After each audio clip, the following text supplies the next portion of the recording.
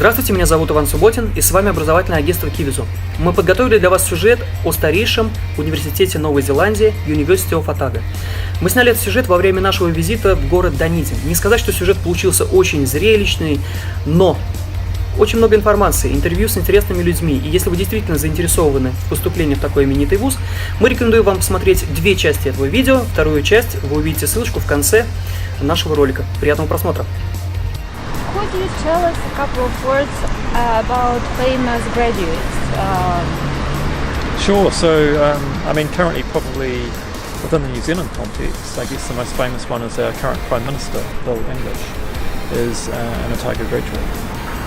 And in the past we've had quite a famous person, Sylvia Cartwright, who went on to become the Governor-General of New Zealand. She was also involved with quite high-profile law work overseas as well, so she was another Otago graduate who's very well known. So those are two who are very well known, I guess. Yeah. And there's a number of other Otago graduates who are currently in government in high positions. Yeah.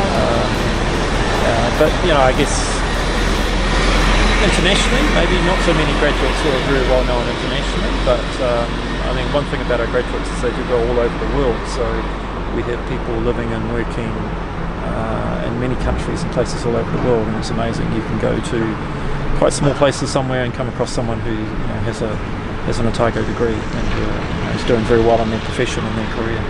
Yeah. I know a lot of Russian applicants are interested in doctor degree at the University of Otago. Could you tell us a couple of words? What are career opportunities after doctor degree graduation? Is it only a teaching career or? Yeah, I mean, I think at the moment, obviously we have, the University of Otago has, at any one stage, probably around 600 international PhD students, doctoral students on campus. So, 600. yeah, so some of them will certainly go on to teaching careers in higher education and tertiary teaching. But many others might go on to positions in management or business. It just depends what their, what their interests, where their interests lie.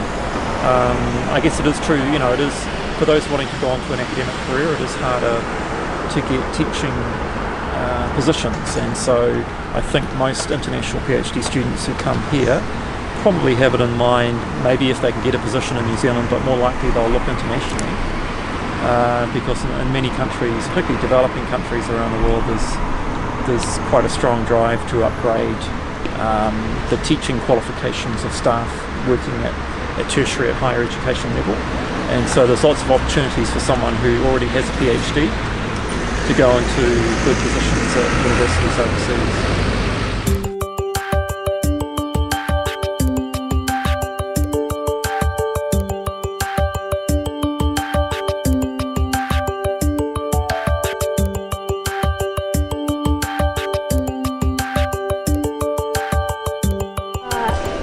So, as Russian students do 11-year high school program, they should come to, when they come to New Zealand, they should do foundation degree to get into a bachelor degree program. Correct, yes. The foundation program provides them with essential pre-university preparation, and it's both academic subjects and also English preparation for them to succeed at university level. So the foundation program is normally about 8 months in terms of duration. Can it be shorter, by the way? For instance, if can't be shorter, but 8 months. Yeah, it must be 8 months. Yeah. And some students might need longer, so they can do a bridging course before they go into foundation. And of course, they might need English language before they can go into the foundation. Because normally with foundation, you need to have level 5.5 IELTS. And so academic or general? Academic. Academic. Yeah, always academic.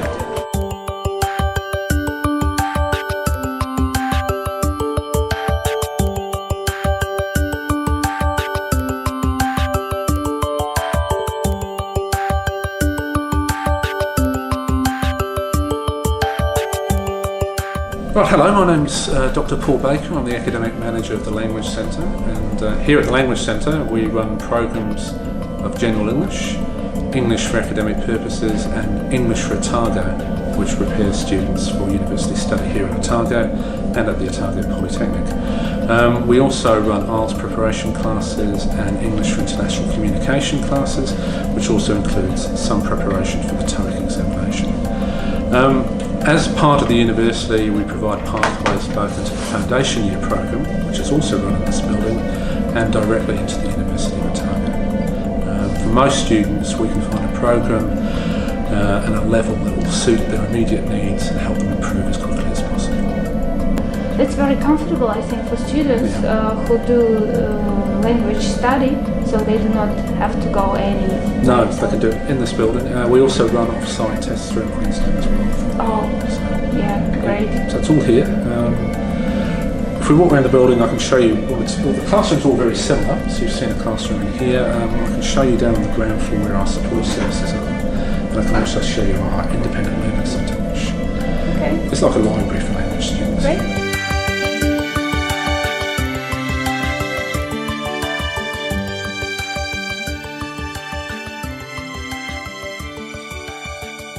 So we're at level 3 at the moment in the building. It's mainly foundation year classes that we run on this floor. But I'll take you down to level 2 now, which is where most of the language centre classes happen.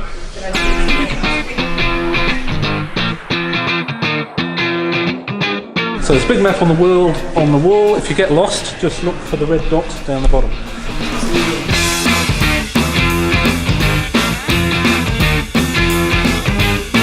Hot and cold running water, I mean chilled water and boiling water. Kettle fridges, dishwasher there as well. So in terms of our homestay, the students get 3 meals a day, so they'll get a packed lunch prepared by the homestay family to bring with them. As you can see, this is where they may choose to leave it.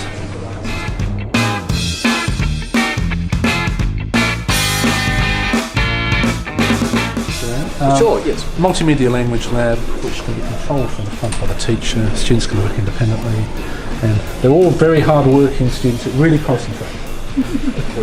This is our independent learning centre. Every week, students will have in their regular classroom timetable 2 hours in here with their teacher. But it's also an area students can come when they're not in class to do their own study, maybe catch up on emails, borrow movies and borrow books. There is a class going on here at the moment, but I'll quickly show you some of the resources that we have.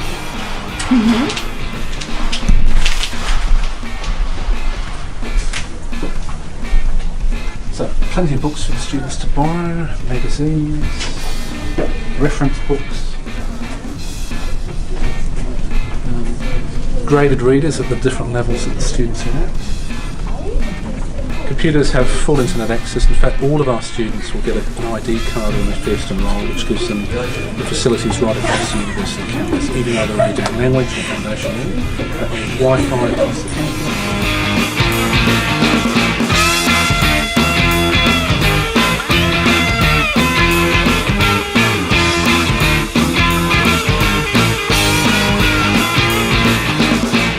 We think the experience we think students get here is second to none in New Zealand, which is a fantastic part of the world.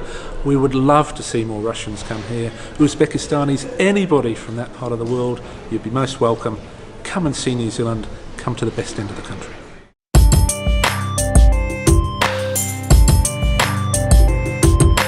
Okay, so for students that are coming here, there are 2 pathways onto further study. The traditional one is to do an IELTS examination and meet the requirements that way, but students that study at the Language Centre can also pathway out of the Language Centre into foundation year and then onto the university, and they can also pathway through English for Otago directly into the university without needing to do the IELTS exam. To do that, they're going to have to meet the internal assessment requirements, but those are spread over a half term, so it takes off some of the pressure of everything being dependent on one exam on one day. What exam is like? Is it? You told that it is done in speaking. Okay, the speaking and the writing is assessed during the half term, so they'll be given assignments and tasks to do, and they'll be given reading and listening tests at the end of each half term, along with grammar and vocabulary. Those tests are designed to be appropriate for the level the students are studying at. So from an intermediate level here, students can pathway into the bridging program before foundation year. At upper intermediate and advanced, they go straight into foundation year without needing to do the advanced exam. I see. So parents are usually concerned about their children going so far from Russia. Absolutely. Yes. You couldn't get much further. Yeah. So how do you care? How do look after students who are under 18? Well, as you know, probably we are bound by the Code of Practice, by the International Code of Practice for international students, which means for under 18 students we must monitor. So we keep a database of our currently enrolled under 18s, and we have to meet with them every 3 months to do a wellbeing check. So we interview every student, so we send them a text message and email, ask them to come in and meet with us. The things that we check are their homestay or their living arrangements if they're not in a homestay, like a designated caregiver, and we double check that everything is going well. We look at their appearance. Do they look sleepy? Do they look healthy? And we ask about their health. We also check up on their attendance and also their academic progress. So it's like a wellbeing check, an overall wellbeing check. So that happens quarterly, and that gives us a really fair indication of how things are progressing. As soon as that student turns 18, they are no longer underneath that code of practice, or they're still underneath the code, but we don't need to monitor them, but they just become part of the general population. But they do get extra attention. So for example, if a student is going on a trip, for example our Fiordland trip this weekend, we check to see the age, and if anybody going on that trip is under 18, we make contact with the family and ask for their permission for that student to go. So any trips outside Dunedin, any overnight stays at a friend's house, we must get parental permission. And is there a certain time that students should be back home, for instance, before term? There are guidelines with the homestay office, and they're not strict. It is definitely up to the institution, and also it can come down to individual sort of family situations, but there are guidelines for under 18s. We do expect them to be back, and I think you can check with Mary, but I think it's 9 or 10 p.m. Yeah. But still some permission can be made by parents for their child to come later, yes? So. Yeah, we wouldn't advise it, because if it's after a certain time, then it's not really safe hours. But and we don't really have that situation arise very often. And we do prefer that parents give us plenty of warning if that's the situation, or students give us plenty of warning. However, we do get Friday at 4 p.m. a student saying, I want to stay at my friend's house this weekend, and we have 1 hour left of business hours to scramble and get permission from the parent. We make the student ring the parent, and they can call from our phone. We don't mind those international calls when it's a matter of compliance. Yeah, but you say safe hours. Dunedin looks very safe. Comparatively, definitely, but we always tell students it doesn't matter where you are in the world, it doesn't matter how small the village, there can be one crazy person who could ruin your experience. Yeah. So we would use common sense guidelines, which we tell all of our students in orientation to not go out alone at night time, tell friends where you are going and what time you plan to be back, always carry your cell phone and have those emergency numbers programmed into your phone. So, and that's the same for everybody, but we would reinforce that when we meet with the under 18s individually. And can a student come to your office and talk to you anytime? Yes, anytime is the key. I've been very busy at the moment, and everybody's poking their head and asking for, are you available, Ange? And I'm doing the work of 2 people at the moment, but it's definitely an open door policy for student support, because we believe that pastoral care is part of the reason why people can be successful students. If they have an overall good experience, then they will do better as students. So it's very important for us to have high contact with our population, and to make sure that they know there's people they can come and talk to about anything. Okay. Well, we've probably got about anywhere between 120 and 200 language centre students at any time of the year. The foundation year averages around 200 students. of which 50% will be New Zealand students who have either decided they want to do their final year of preparation for university with us because it's a more university focused program here than they would get in high school, or maybe they've changed where they want their major to be, or they're coming back in to learn after perhaps working for 2 or 3 years. So lots of reasons why New Zealand students would choose this option as well. So a really good opportunity for your Russian students to mingle with students from around the world, but also New Zealand students in this. Great, yeah.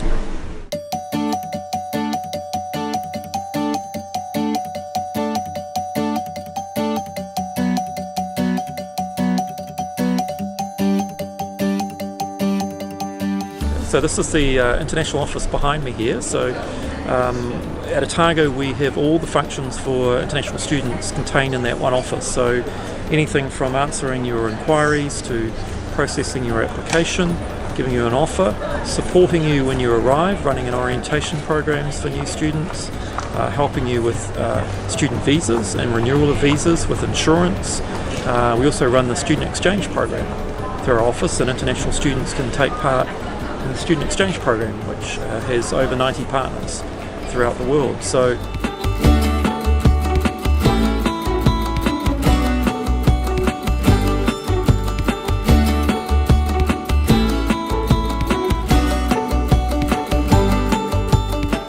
this is the central part of the Otago campus here.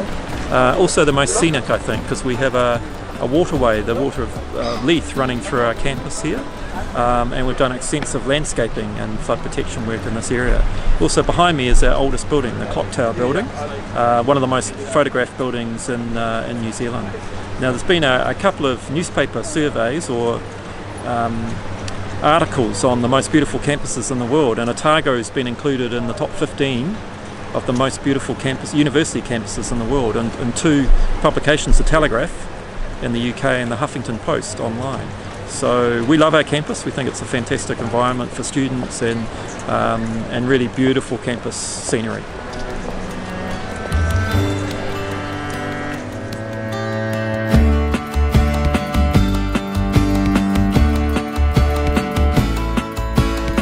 The great thing about the New Zealand university system is it's very high, even quality. So all 8 universities in New Zealand are ranked in the top 500 in the world. Obviously Otago is ranked in the top 200 in the world on one of those rankings. And so what I think the key thing within New Zealand university education is you can't make a bad choice. All the universities are of good quality, they've got strong research programs, they've got good teaching programs, strong audit processes. And so as a student making a choice, you really can't make a bad choice if you choose New Zealand.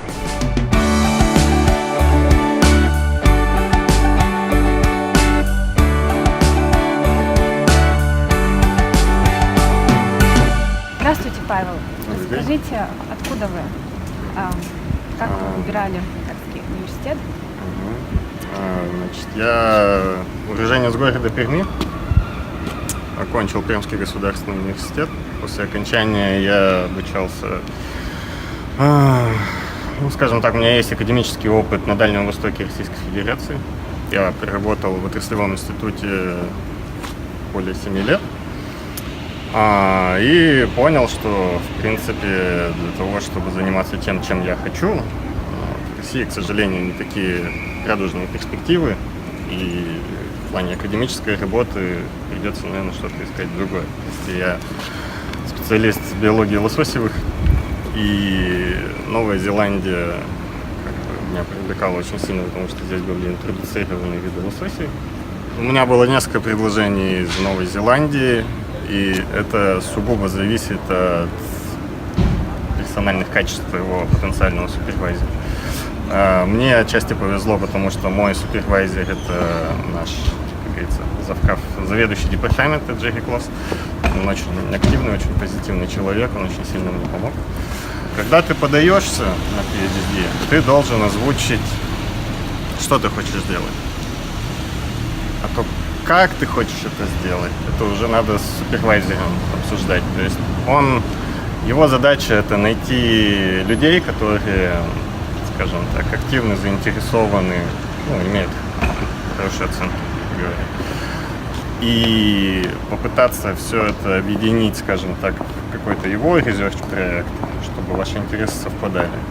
Но при этом ты имеешь возможность пользоваться всеми благами университета ОТАГО, которые, к сожалению, в отличие от наших институтов, немного более выигрышно смотрятся. То есть здесь достаточно современное оборудование, которое позволяет проводить исследования на серьезном уровне, получать достойные результаты и публикации, ну, в частности, с нашего департамента, они достаточно высокие.